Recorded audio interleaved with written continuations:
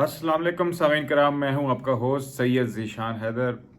सामीन, अभी जो रिसेंटली अपोजिशन में और गवर्नमेंट के दरमियान जो टसल हो रही और सेनेट के अंदर जो कुछ हुआ और उसके बाद पीपल्स पार्टी की ज़ाहिरन दिखाई ऐसे देता है कि अब राहें जुदा होती जा रही हैं PMLN और उनके इत्तेहादी जमातों के साथ। पहले तो एक बड़ी अजीब सी बात हुई कि कभी कोई सोच भी नहीं सकता था कि गिलानी साहब यानी पीपल्स पार्टी के नुमाइंदे को PMLN के तमाम MNAs सेनेट में मुंतखब कराएंगे, और सिर्फ मुंतखब नहीं कराएंगे बल्कि मुंतखब कराने के बाद विक्ट्री के निशान बनाएंगे। ये एक हमारी सियासत के अंदर एक क्या कह सकते, एक सरप्राइज था, एक बड़ी अचंभे की चीज़ थी। लेकिन ये इसको मुस्बत तरीके से लेना चाहिए। ये सिर्फ पीपल्स पार्टी की फतह नहीं है, उनकी सिर्फ नज़रियात की फतह नहीं, बल्कि इससे ये भी साबित होता है कि हमारी जो दीगर जमातें हैं और बलखसूस PMLN वो भी मेच्योरिटी की तरफ जा रही है। ये उनकी तरफ से बड़ा मेच्योर कदम था, और ये हमारे मुल्क की जमहूरियत के लिए एक अच्छी खबर है। अनफॉर्चुनेटली बाद में जो चीज़ें हुई, तब्दील आपस में तनाव पैदा हो गया। इस चीज़ को समझने के लिए कि अब क्या हो रहा है सेनेट के अंदर, ये अपोजिशन के अंदर जो रिफ्ट पड़ी हुई है, इससे थोड़ा सा पीछे जाने के लिए आपको समझना पड़ेगा कि पीपल्स पार्टी की सियासत जरदारी दौर में कैसी रही। तो सामीन कराना, आप जानते हैं कि जब मोहतरमा शाह की शहादत हुई उसके बाद मुल्क के अंदर बहुत मुल्क बहुत मसाइल से घिर गया, बलवा हो गया। और उस वक्त जरदारी साहब ने पाकिस्तान खप्पे का नारा लगाया और उन्होंने पाकिस्तान को बचाने के लिए, पाकिस्तान के लिए डेमोक्रेटिक प्रोसेस को आगे ले जाने के लिए बड़े मुस्बत कदम उठाए। और उस वक्त भी जब इलेक्शंस हुए और पीपल्स पार्टी जीत गई, तो उस वक्त भी उन्होंने अपनी कैबिनेट के अंदर, आपको याद होगा, हमारा हाफजा अगर कमज़ोर है हमारे अवाम का, लेकिन कोई अगर याद जहन पर जोर डालिए कि उस वक्त PML के मिनिस्टर्स ने भी हल्फ उठाया था और उन्होंने उनको शामिल किया। अब खुद सोचिए कि 11 साल जरदारी साहब ने जेल काटी, ज़बान तक उनकी काटी गई, और किस किस्म के इख्तलाफात उनके थे नून लीग के साथ, और किस किस्म के प्रॉब्लम्स में घिरे रहे वो पूरी अपनी लाइफ। लेकिन उन्होंने सब चीज़ को बाला ताक रखा और फिर एक मुस्बत काम किया। इसी तरह इससे साबित होता है कि उनमें बर्दाश्त का कितना एक मादा है और किस तरीके से अपने नज़रियाती मुखालिफ लोगों को साथ लेके चलते हैं। ठीक है, इसके बाद गिलानी साहब जब हुकूमत में आए, उन्होंने हुकूमत को जिस तरीके से चलाया,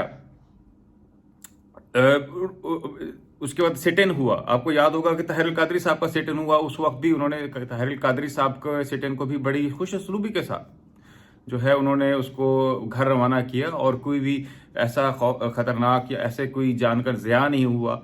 और फिर इस तरह उन्होंने और क्या अचीव किया, जो सोचने की बात है। सिर्फ उन्होंने अपनी हुकूमत नहीं बचाई, उन्होंने सिर्फ इंक्लूसिव सियासत नहीं की, बल्कि एक और काम 58(2)B का इख्तियार, जिसकी वजह से अक्सर हमारे मुंतखब वज़राए आज़म को घर भेज दिया जाता था, उसको ख़त्म किया।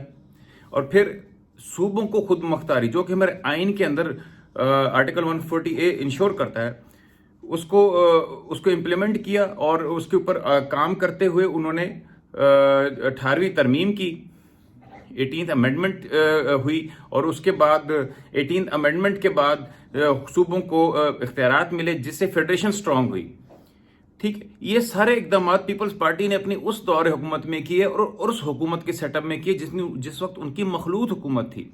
उसको अगर कंपेयर किया जाए PMLN के साथ, कि 2/3 मेजॉरिटी या बहुत निस्बतन बहुत ज़्यादा सीटें लेने के बावजूद भी इस किस्म के लेजिस्लेशन का काम वो अपनी हुकूमत में नहीं कर सके।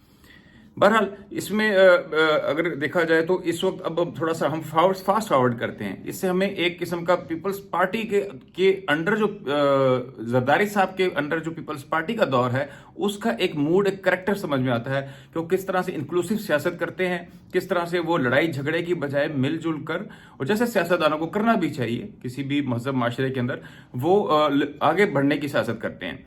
और इसी तरीके को आजमाते हुए, इसी तरीके पर चलते हुए उन्होंने 18वीं तरमीम और दीगर कानून साजी की। CPEC के अंदर जो बहुत पेशरफ थी उनके जरदारी साहब को उसका क्रेडिट मिलता है। और साथ ही जो आपने ईरान गैस पाइपलाइन एंड पे, बिल्कुल उनके टेन्योर के एंड पे उन्होंने साइन की, वो उनकी हुकूमत खत्म होगी, वरना वो शायद वो भी मटीरियलाइज हो जाता। और जो हमें एनर्जी के क्राइसिस इस वक्त हैं और बैलेंस ऑफ पेमेंट के इश्यूज आ रहे हैं, उसको काफ़ी हद तक रिड्यूस किया जा सकता था। لیکن انفارچونیٹلی نون لیگ کی حکومت نے اس کو پرسیو نہیں کر سکے. اس کے بہت سارے انٹرنیشنل ریزنز بھی ہیں.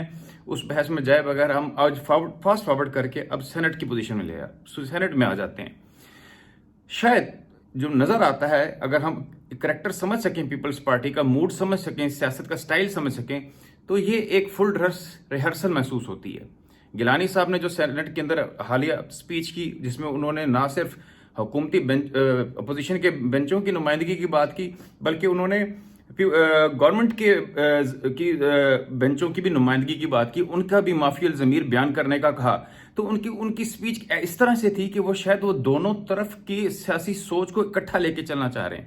تو بنیادی طور پہ ایسا بھی کہا جا سکتا ہے کہ یہ فیوچر میں آنے والے کسی تبدیلی کی فل ڈریس ریہرسل ہے، اور وہ دونوں پارٹیز کو یا کم از کم ایک پارٹی کو جو کہ اس وقت اقتدار میں ہے، جو نظام اس وقت جس نظام چلا رہی ہے، جو پارٹی کا میں لفظ یوز کروں گا، آپ خود سمجھدار ہیں، ان کو یہ بتایا جا رہا ہے کہ ہم کس طریقے سے ہم سموتھلی ٹرانزیکشن کر سکتے ہیں، یا آپ کو بھی آن بورڈ رکھتے ہوئے ہم ملک کو آگے لے جا سکتے ہیں. تو یہ بنیادی طور پر پی ایم ایل این یا ان کے ساتھ اختلاف یا دغا کی بجائے یہ فیوچر میں آنے والے سیٹ اپ کی ایک قسم کی ریہرسل اور ایک کانفیڈنس بلڈنگ سٹیپ تھا. اکثر لوگ یہ سوال کرتے ہیں کہ گیلانی صاحب نے یا پیپلز پارٹی نے اتنے چھوٹے سے عہدے کے لیے، اپوزیشن لیڈر کے لیے اتنا بڑا سٹیپ لے لیا اور یہ کر لیا وہ کر لیا.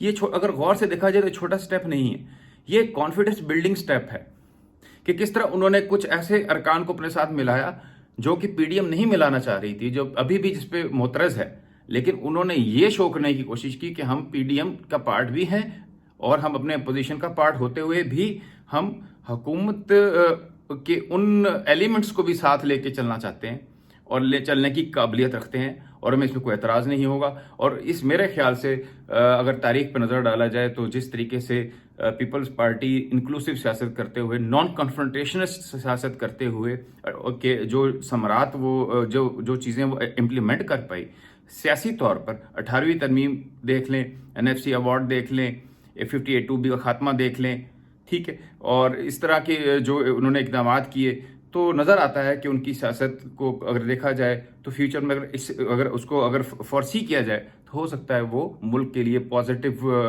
رزلٹ لینے میں کامیاب ہو سکیں. آج تک کے لیے اتنا ہی. Thank you.